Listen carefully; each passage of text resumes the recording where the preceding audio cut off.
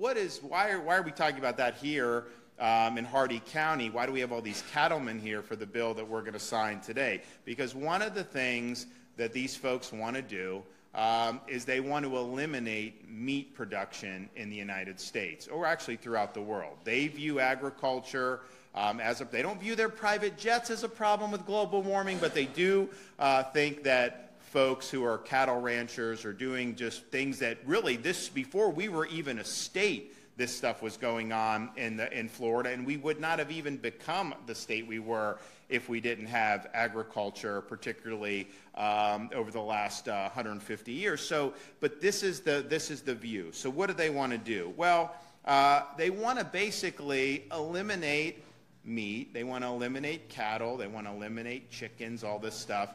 And they want to create protein in laboratories. So it's essentially lab-created meat. And their goal is to get to a point where you will not be raising cattle, where you will not be developing meat like we've been doing for hundreds and hundreds of years in the state of Florida. And so it's not just a question of, oh, well, they want to put this out there on the market. If some people like it, they can do it. That's not really what they're going for, because they know if that was put out there to compete with normal beef, that they would lose. So what they want to do is put that out there and then say, well, wait a minute, you can do this in a lab. You don't need to do the cattle. You don't need to do all this. So why don't you just phase that out? That's ultimately the goal. Now, they're not at the point where they're going to be able to execute that today. But I think part of being good stewards of these industries, of the state, of the public well-being, is to think forward and head off threats before they even come.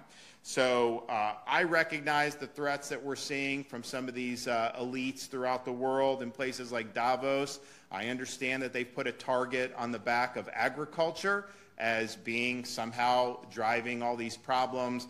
And in the state of Florida, we've put down the marker very clearly.